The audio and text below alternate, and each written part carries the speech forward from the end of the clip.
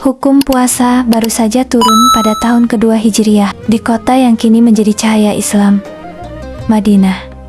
Kaum muslimin masih belajar, masih menyesuaikan diri, masih memahami batas-batas yang Allah tetapkan. Pada awalnya, ada aturan yang terasa berat bagi sebagian sahabat.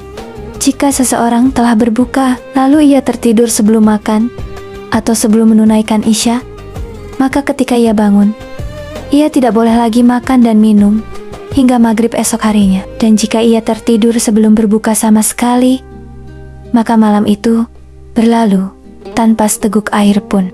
Hukum itu mendidik. Namun bagi tubuh yang lelah setelah seharian bekerja di bawah matahari hijis, ia terasa sangat berat. Di antara para sahabat, ada seorang lelaki yang hari itu bekerja keras di kebun kurma. Namanya Qais bin Sirmah Al-Ansari radhiyallahu anhu. Sejak pagi ia berpuasa. Tangannya memanjat batang kurma. Punggungnya menahan panas, tenggorokannya kering. Ketika matahari akhirnya tenggelam, ia pulang dengan langkah berat. Ia berkata kepada istrinya, "Apakah ada makanan?" Sang istri pergi mencarikan sesuatu untuknya. Namun, sebelum makanan itu datang, tubuh Qais tak lagi mampu bertahan. Ia tertidur. Lelahnya mengalahkan laparnya. Ketika ia terbangun, malam telah larut, dan menurut hukum saat itu, ia tidak boleh lagi makan dan minum sampai maghrib hari berikutnya.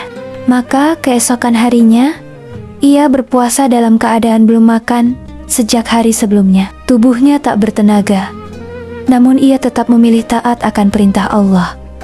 Di tengah siang yang panas, tubuhnya mulai melemah, wajahnya pucat, hingga akhirnya ia jatuh pingsan. Kabar itu sampai kepada Rasulullah. Beliau tidak marah, tidak menyalahkan. Wajahnya menunjukkan keprihatinan, karena Islam bukan agama yang menjerat manusia dalam kesulitan, tetapi agama yang membimbing dengan hikmah.